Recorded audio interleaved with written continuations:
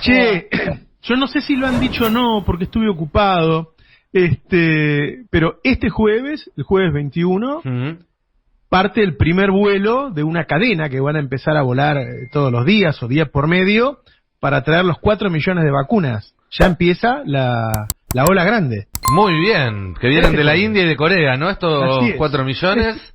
Y esta semana también empieza el primer vuelo de la Argentina a México, cargando el componente activo de la vacuna de Oxford AstraZeneca, que ya se está fabricando aquí en la Argentina.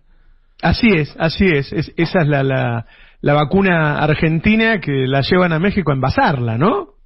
O sea, se produce acá. Así es, acá se produce el contenido, se lo lleva a México, allí se la fracciona, se la envasa y de ahí luego el laboratorio AstraZeneca la reparte en toda la región. Argentina tiene más de 22 millones de dosis aseguradas, contratadas de ese lote que irán saliendo a partir de marzo igual. Todavía lleva un tiempo. Yo estuve preguntando porque cómo es que si los primeros envíos de la vacuna propiamente dicha están saliendo ahora para México, todavía falta un mes y medio o 2 para que esté lista. Así que estoy tratando de averiguar y mañana a lo mejor te cuento algunos detalles de cómo se da todo ese proceso. Bueno, pero digo, ir a buscar ya, ahora, dentro de 3 días. Sí. Empezar a ir a buscar esos 4 millones es una gran noticia, porque ahí es donde por ahí se generaban dudas, ¿no? Es decir, bueno, conseguimos las 300.000 que nos cedió Rusia, de las suyas. Sí. Las otras era donde por ahí había alguna duda sobre la fecha. Y bueno, que empiece el jueves 21 es una notición, ¿eh? Sí, de hecho hubo una demora porque el contrato establecía que eso tenía que suceder en los primeros días en la primera quincena de enero, pero como comentábamos más temprano, estas demoras están teniéndolas todos los países y todos los laboratorios, digamos. Es algo que uno tenía planes quizás un poco optimistas por las ganas también y demás, y después van surgiendo, como es lógico en una pandemia como esta, algunas cuestiones que demoran cuestión de días o de semanas el proceso, pero lo importante es que si este jueves ya está saliendo el avión, yo calculo de que a más tardar en 10 días empieza la campaña de vacunación masiva en la Argentina. Y el del jueves volverá, qué sé yo, el sábado. Sí, domingo a más tardar. Son vacunas que se pueden utilizar la semana que viene, y ya ahí se va a empezar con los mayores, ¿no? Sí, así es. Mayores, estamos esperando que ANMAT... exactamente, necesita que la ANMAT apruebe para mayores de 60. Así es. Suponemos que estos días. Terrible lo que pasó con lo de Pfizer en los medios argentinos, porque viste que Pfizer tuvo un problema en Noruega, donde fallecieron varias personas, o muy ancianas y además enfermas, luego de la vacunación. Es decir, los efectos leves que tiene una vacunación aparentemente no los han tolerado, y murieron 23 personas. Así es, por eso se dejó de recomendar para mayores de 80. Exacto. La de Pfizer, que la gente por ahí no lo sabe, es una vacuna nueva, casi experimental, digamos, ¿no? O sea, a diferencia de la rusa, que es una vacuna que muy politizado.com ya ha sido utilizada contra el ébola, ha sido utilizada ese tipo de vacuna. La vacuna de Pfizer es una vacuna nueva que tiene que ver más con la genética, es medio complicado de explicar, y que tendría este problema para las personas muy, muy mayores, para personas que realmente de todas maneras le quedaba poco tiempo de vida. Algunos de los que fallecieron tenían cánceres muy avanzados, ¿sí? Personas que estaban muy mal, son los que fallecieron con la vacuna de Pfizer, que es totalmente distinta a la rusa.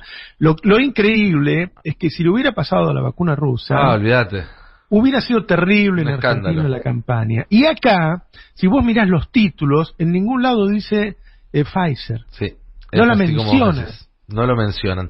Y ahí hay dos cuestiones a tener en cuenta. Por un lado, recuperar este concepto que tan vapuleado fue en los últimos meses de inmunidad de rebaño, porque se habló mucho de dejarse contagiar para alcanzar la inmunidad de rebaño. Los que salieron a proponer eso hoy deberían estar escondidos abajo de un pozo viendo lo que está sucediendo en Manaos, por ejemplo, ¿no? Porque está claro que no existe tal cosa alcanzada naturalmente, porque las distintas cepas pueden ir recontagiando. Pero sí está claro que si uno vacuna al 70-80% de la población, la vacuna da una inmunidad más fuerte que haber tenido un COVID leve, digamos. Entonces eso va a proteger de alguna manera y va a generar una inmunidad de rebaño. ¿Y para qué sirve esta inmunidad de rebaño? Para que los mayores de 80 años, para que los pacientes muy graves, los inmunodeprimidos, los que por cualquier motivo no pueden darse la vacuna, estén protegidos igual.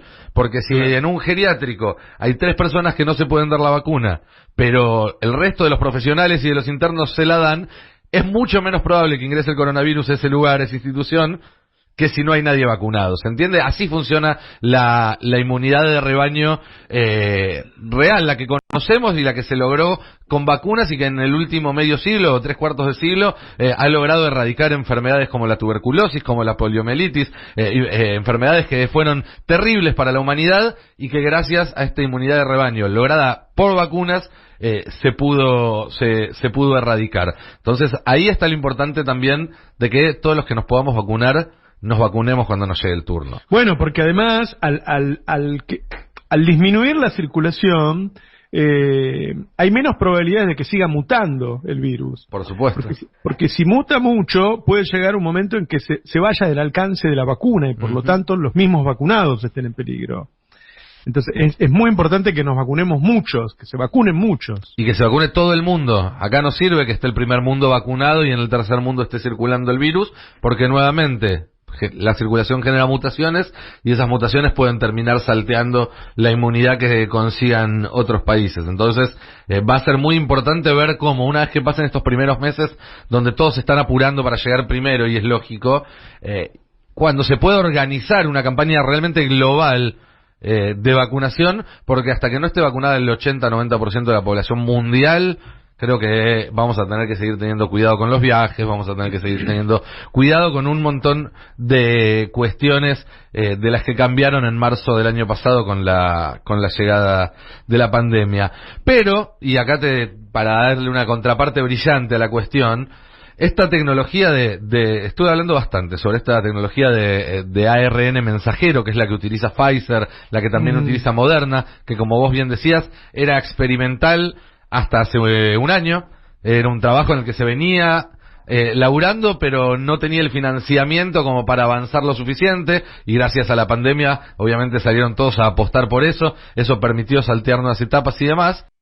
Y si bien es cierto que todavía aparecen este tipo de episodios, porque se puede mejorar aún, lo que me comentaba un médico es que cuando terminemos de dominar esta tecnología, y estamos hablando de 2 años o de 5, no de 20 o de 50, se va a poder hacer con la tecnología de ARN mensajero vacunas contra el HIV, vacunas contra el cáncer, ¿sí? Vacunas contra un montón de enfermedades que hoy en día la humanidad no puede combatir o que solamente puede paliar y que van a poder resolverse gracias a esta tecnología que avanzó tanto durante la pandemia. Así que también es cuestión de tener un poco de paciencia, de seguir cuidándose y de esperar. Primero que podamos resolver en los próximos meses el tema del coronavirus y después que el envión que nos dio el coronavirus nos sirva para que la medicina avance sobre territorio que aún era inexplorado. Te comento algo que salió en el Wall Street Journal respecto al tema de las escuelas. Dice, creo que se debe estar entrando el ruido. Está surgiendo un consenso en Europa de que los niños son un factor considerable en la propagación del COVID-19 y más países están cerrando escuelas por primera vez desde la primavera. Recientemente se han anunciado cierres en Reino Unido, Alemania, Irlanda, Austria, Dinamarca y los Países Bajos debido a las preocupaciones sobre una variante más infecciosa del virus detectada por primera vez en el Reino Unido, que sabemos que llegó aquí, ¿no? Sí. Y al aumento de casos a pesar de los cierres. Mientras continúa el debate, estudios y brotes recientes muestran que los escolares, incluso los más pequeños, pueden desempeñar un papel importante en la propagación de las infecciones. En la segunda ola obtuvimos mucha más evidencia de que los escolares están casi igualmente, si no más, infectados por el SARS-CoV-2 que otros. Así que me parece que el gobierno se apresuró a dar marcha atrás con este tema de las escuelas, otra vez corrido por los medios, me parece, porque la verdad es que no se está hablando de que no haya clases este año, se está hablando de que las clases empiecen después de que se hayan vacunado 10, 15 millones de personas. Las presenciales, porque clases hubo y seguirá habiendo. Desde luego. Pero, digo, el ministro de Educación estaba instalando el tema de que no iban a empezar el 17 de febrero, los medios lo mataron y salió el presidente a decir sí, van a empezar. Y la verdad que el 17 de febrero es muy factible que estemos con más casos que hoy, y nos vamos a estar vacunando. ¿Por qué no esperar a fin de marzo? Sí, hoy Adriana Puigros conversaba con nosotros, decía, los contenidos, llegado el caso, se recuperan. Lo importante es que estén dadas las condiciones sanitarias para volver. Es que no estamos decidiendo si tener clase este año o no. Este año vamos a tener clase porque vamos a tener vacuna. Es cuestión de decir, bueno, empezamos el 17 de febrero o empezamos, no sé, el 30 de marzo.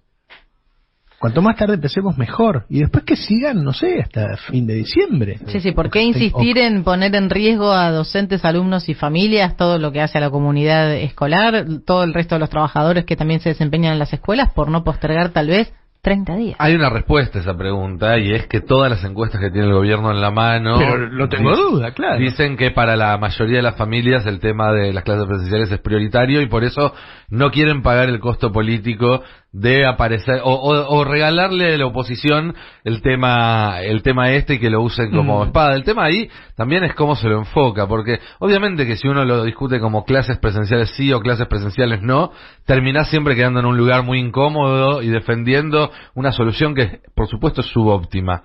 Yo creo que acá lo que hay que empezar a discutir es clases presenciales, ¿cómo? ¿En qué condiciones? Claro. ¿Con qué seguridad? Sí, porque al aula, hoy también conversamos con Miguel Díaz de UDOCVAL, decía, los docentes son los primeros que quieren volver a las aulas de las clases presenciales, pero no en estas condiciones. Y por otro lado... Nico, son 11 millones de personas claro, en el colegio. Sí. Te cambia la circulación del virus. Te cambia todo. Todo. El sistema de transporte público... También nos decía Adriana, lo que se moviliza, que es el que los lleva al colegio, o sea, los padres también se movilizan, se juntan en las puertas de las escuelas, los pibes salen, los van a buscar, tenés un conglomerado de gente, es muy difícil y hay otro ordenar tema todo también. eso. Hay un tema de clase también, porque en las provincias donde hubo clases, la asistencia fue muy baja, en la mayoría. Los padres no se animan a mandar a sus chicos a la escuela. Entonces, ¿quiénes son los que terminan yendo? Los chicos que tienen que ir porque los padres tienen que salir a trabajar sí o sí y ya no los pueden tener en la casa. ¿Y entonces quién contesta las encuestas si hay un montón de padres que no mandan los chicos a las escuelas? No lo sé, pero el punto es que también se termina discriminando y se castiga a los chicos de los hogares más humildes que quizás no tienen la posibilidad de quedarse un tiempo más en sus casas y no contagiarse, mientras que los chicos de clase media o clase alta pueden administrar mejor su tiempo y sus cuestiones. Es un tema que es clave ese, y creo que lo vamos a estar discutiendo de acá hasta marzo por lo menos. Te cambio el tema. Dale, next. Yo digo dos cosas que están fuertes en la agenda, son el COVID y el precio de los alimentos. Sí, claro. Sí, que suben todo el tiempo. Hoy sube el pan, entre 10 y 15% según las panaderías. La verdad es que no podría ser de otra manera. Digo, no hay magia. Si los commodities suben, arrastran a todos los precios. ¿Sí? La única forma que tenés es desacoplar el precio internacional de los commodities del precio local, que se hace con retenciones desde el principio de los tiempos. Sí. Es así. Y eso no se quiere hacer porque viste que a los del campo les hablas un poco fuerte y te hacen un paro, ¿no? Ahora, eso va a seguir. Y el tema es que, por ejemplo, en los primeros 15 días de... Este es un relevamiento de Focus Market, que es una consultora internacional que hace mucho tiempo que trabaja acá. En diciembre cayó el consumo un 6,7% respecto a noviembre. ¿Sí? Y se suponía que íbamos a consumir más, porque ya hay más gente trabajando, hay más gente saliendo, y cayó el consumo. Y según Consumidores Libres, el precio de los alimentos en los primeros 15 días de enero ya subió 2,2% de nuevo. Es decir, sigue al ritmo de 4,5% mensual, que eso es un 50, un 60. No es sostenible en el mediano plazo. No, claro.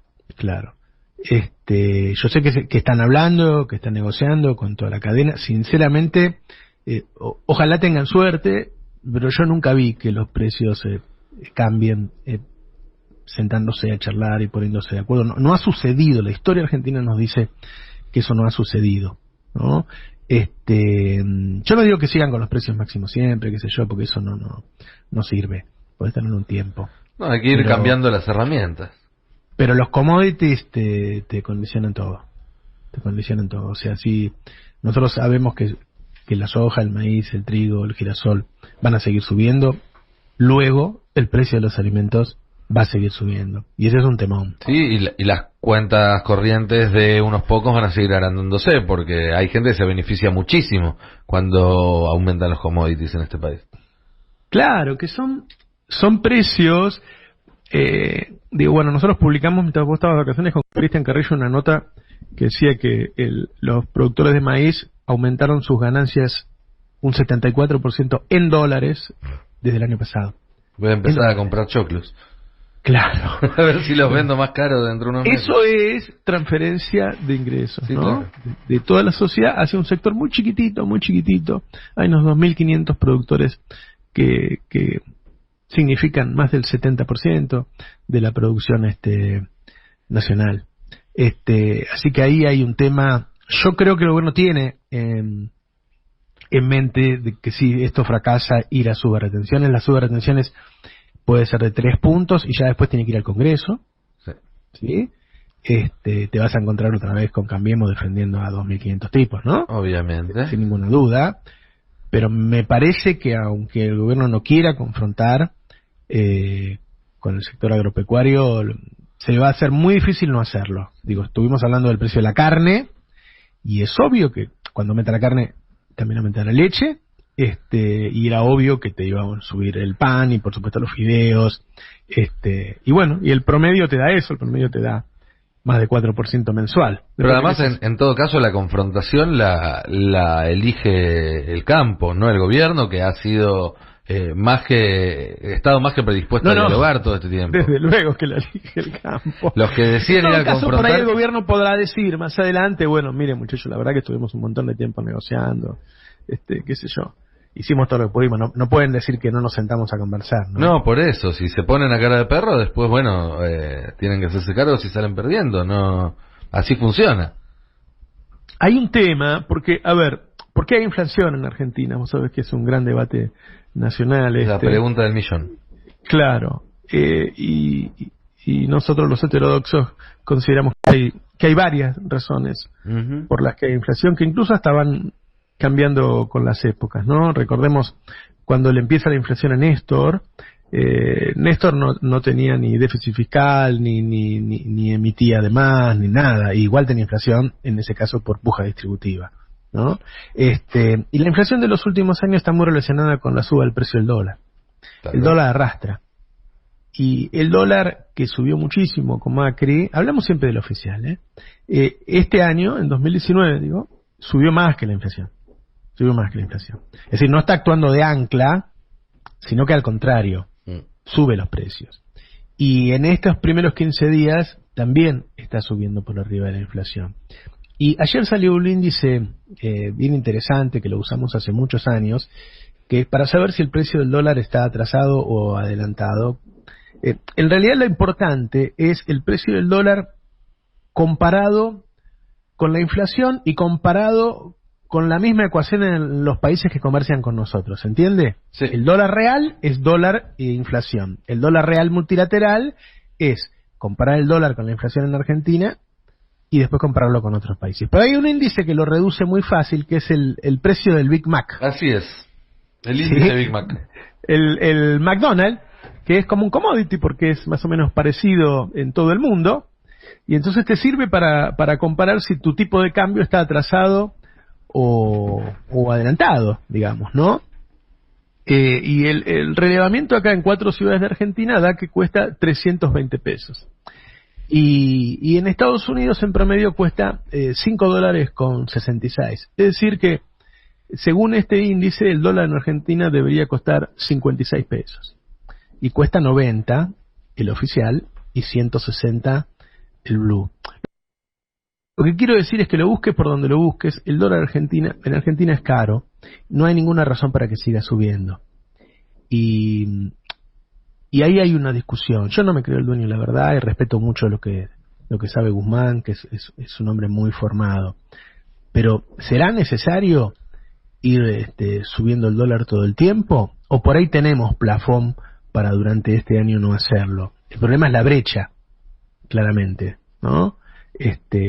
Habrá que ver cómo soluciona. Yo creo que él lo sigue subiendo para ver si puede achicar la brecha. Sí, y también para, supongo que reforzar la tendencia de las últimas semanas en las cuales el Banco Central pudo fortalecer un poco su posición en moneda extranjera, que había sido muy castigada durante el final, la segunda mitad sobre todo del año pasado.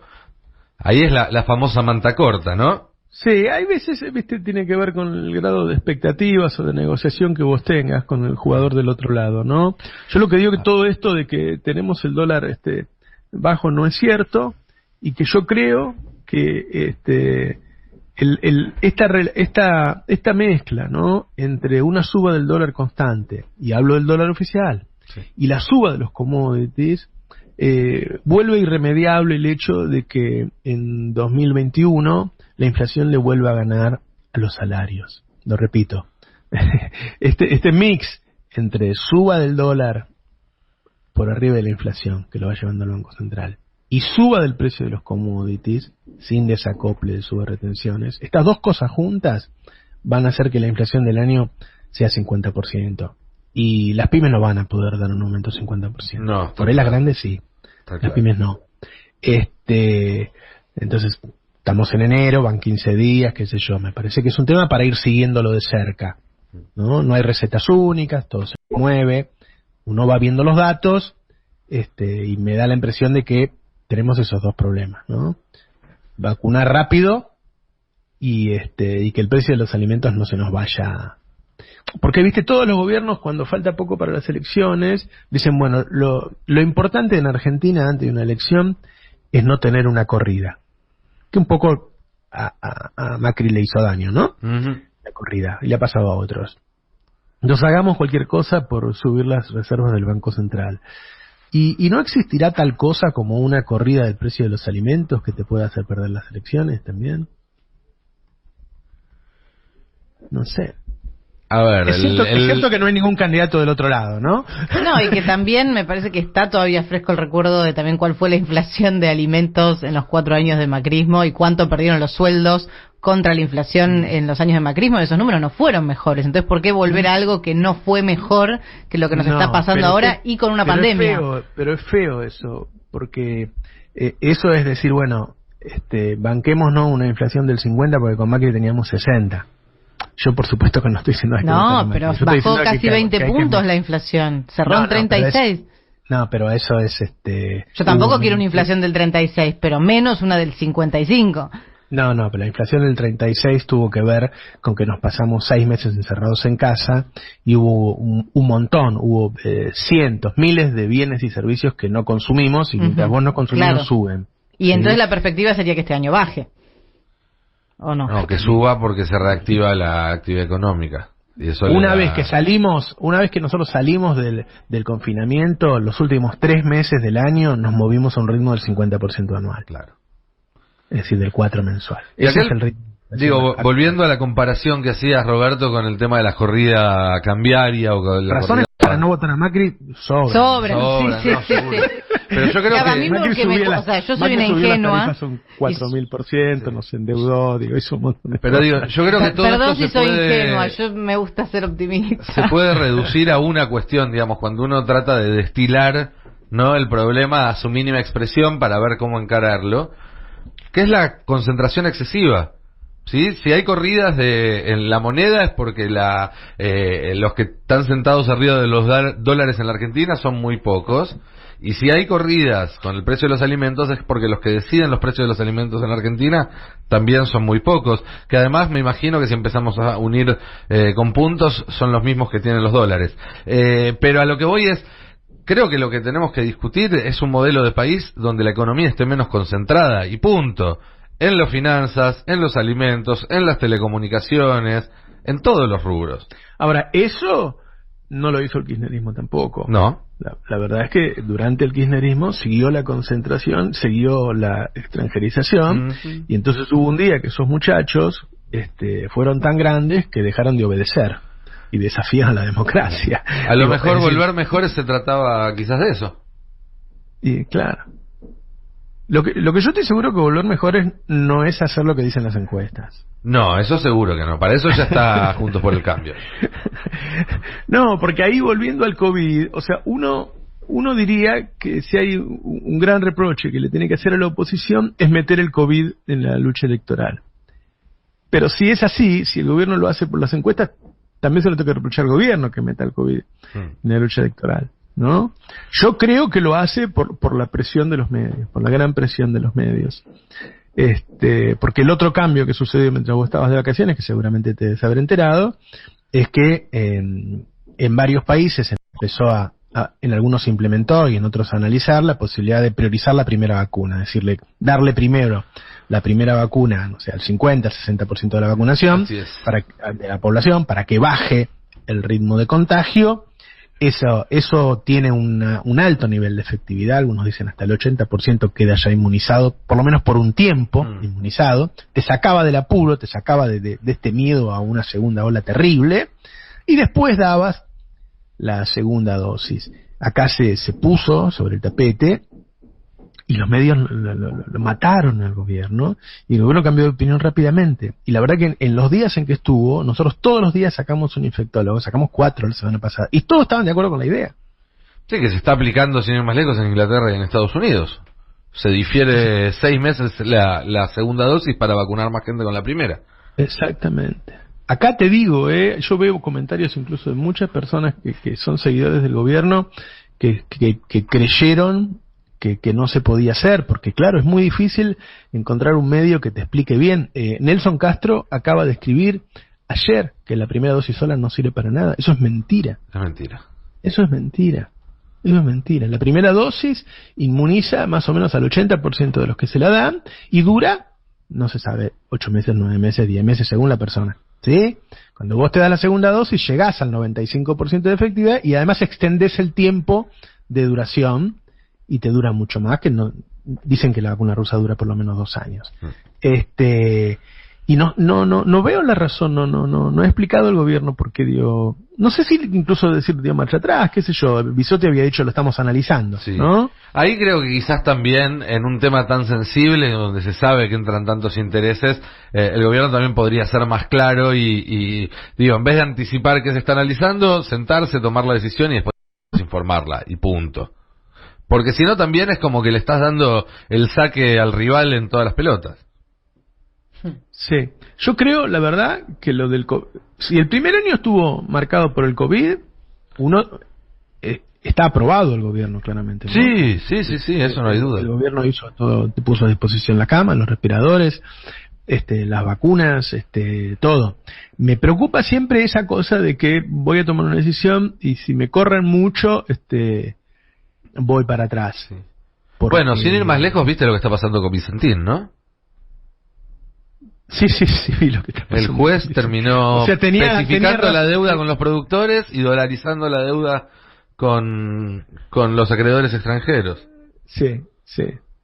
Estaba bien expropiado, ¿no? Estaba bien expropiado. Parece, sí. Y bueno, ahí hay medio un patrón ahí, no son excepciones. Uh-huh. Pasó con las prepagas el otro día y pasó con las exportaciones de maíz. Se prohibieron, se relajó la prohibición y se permitieron totalmente en una semana. Y siempre con los medios en contra. Entonces ahí el sistema de decisiones, que ya de por sí en una coalición es complejo, se complejiza más con la presión de los medios. Sí. ¿No? Sí. Yo no digo que todas las... Que por el hecho de que vos cambies de opinión está mal, de ninguna manera, y mucho menos en el COVID, donde hay todo lo que prima son las incertezas, ¿no? No digo eso. Digo, si vos lo haces siempre porque los medios te apretaron. ¿Hasta dónde vale la pena, no? Sí. Además, está la famosa expresión de si te toman o no el tiempo. Porque una cosa es, en una negociación retrocedes, en otra apretás, en una te pones firme, en la otra negociás, y la otra es mostrarle al adversario, al rival, que ante determinado estímulo vos siempre respondes igual. Porque ahí lo Claro. estás invitando a volver a hacer lo mismo, digamos. Claro. Ese es el punto. Ser más inteligentes para poder plantear las condiciones de otra forma. Después de todo, sos el Estado. Sí, y te digo más, la verdad que no sé dónde está la ganancia, porque después te pegan igual, ¿no? O sea, cuando vos escuchás a la oposición te dicen, porque ustedes es un Estado intervencionista, recordemos lo de Vicentín, o sea, lo recuerdan como si lo hubiera expropiado. Sí. ¿No? Así que no sé ahí cómo queda, qué sé yo. Bueno, es un año... a mí lo que me da la impresión, viste que está creciendo la industria y la construcción está bastante por arriba que la época de Macri. A mí me da la impresión que en condiciones normales, es decir, que sin pandemia, el gobierno tiene todas las posibilidades de mostrar algo mucho mejor que los que nos brindó Macri. Por supuesto. ¿No? Es decir, Macri tenía una política antiindustrial y esta gente tiene una política industrial, claramente. Espérame, por donde lo busques, no digo por el control de las importaciones, por la tasa de interés, por la ayuda del fisco en las negociaciones, las moratorias, tienen mesas en donde se sientan todos los actores. Hay una política industrial, claramente. Entonces ahí tenés y bueno, y Catopodis que ha demostrado se ha revelado como un hombre muy eficaz Sí. en el tema de la obra pública. Me parece que ahí tenés, con esos dos sectores y la ayuda social que da el gobierno, sin COVID es un gobierno que la comparación, cuando llegue el momento de votar, la comparación te lo muestra, qué sé yo, muy superior al gobierno de Macri, claramente. Me parece que si hay alguien que está en el medio, se decide. Ahora, el COVID está ahí, viviste coleando. Es un problema y existe. Y hablando... La suba de los commodities apareció, qué sé yo, inesperada, ¿no? Y ahora se asentó. Ahora sí, las razones para que sigan subiendo están, ¿viste? La baja tasa de interés, hay una serie de cosas. Y hablando de ayuda social, ¿viste el plan que está filtrando Biden para sus primeros días de gobierno, ¿no? De ayuda económica contra el coronavirus. No. Una familia con 2 adultos desocupados y 2 hijos podría llegar a recibir una especie de IFE, por decirlo de alguna manera, de $8.000 en un mes. Wow. Cucaplanero. Joe Biden, cucaplanero. Y bueno, lo que pasa es que, viste, eso también está en discusión acá. El otro día me decía la peluquería, viste, donde me corto el pelo yo, me decía acá el hotel de al lado, Bristol, no sé qué van a hacer, dice, porque le sacaron el ATP y no hay gente en el hotel. Está vacío el hotel, ¿viste? Entonces, el tema de mantener la rueda girando, viste, las bicicletas si se paran se caen, ¿no? Sí. Mantener la rueda girando es muy importante, porque por ahí vos no se puede quedar con la foto, ¿no? Puedes decir, bueno, yo tengo que bajar el gasto, entonces saco el ATP ya mismo, y al sacar el ATP cae la producción, la recaudación. en este caso, claro, y después el resultado es el mismo, ¿sí? Entonces el tema del ATP, el IFE, está en discusión en todo el mundo, o sea, Sí, claro. ¿cuál es el momento para retirar los apoyos estatales? Es un tema en discusión en todo el mundo, claramente. Es que otra vez creo que volvemos como a lo que hablábamos con las escuelas. No es sí o no, es cómo. Claro, Es ser inteligente para, con lo que hay, y en una situación sumamente complicada, tratar de encontrar la solución menos dañina, diría, ni siquiera la mejor. La que permita prevenir la mayor cantidad de daño. Es que, viste que lo mejor no existe en tiempos de COVID, ¿no? No, claro. Uno tiene que hacer un esfuerzo por decir, bueno, pero acá no hubo saqueos, pero acá no hubo desabastecimiento, pero acá no hubo colas del hambre. O sea, un esfuerzo por pergeñar lo que no ocurrió, ¿no? Que en general la sociedad no lo hacen. Que vos no te levantás a la mañana y decís, ay, qué lindo, hoy no me duele nada. No, claro. ¿No? Hoy no estoy enfermo. Decís, no, bueno, qué feliz que soy, ¿no? Yo intento hacer ese ejercicio todos los días, pero por eso te digo, bueno, por ahí yo está me bueno. muy... Hay que hacer un esfuerzo, ¿no? Hay que hacer un Cuando esfuerzo. me subo a un taxi y me preguntan cómo estás, te digo que con salud y trabajo. Claro. Ya soy una privilegiada. Claro. Es un ejercicio, obviamente que es difícil y es un ejercicio, digo, pero los que tenemos salud y trabajo y encima tu familia está bien, o sea, que tenés tus afectos bien, tenemos que ser unos agradecidos diarios, en este país o en cualquiera, no importa. Hay que hacer un ejercicio para eso. Y sí. Vos fíjate tipos, no sé, como Messi, por ejemplo, que son, uno dice, lo tiene todo, qué sé yo, y vos lo ves a Messi, lo escuchás, y el tipo no está bien. Sí, no sabes que estaban hablando de la relación de los medios, del COVID, del ATP, del IFE, dice. Bueno, Cuni, te dejo que ahora voy a hablar con Roberto. Sí, con Navarro. Che, suscribite, no seas garca.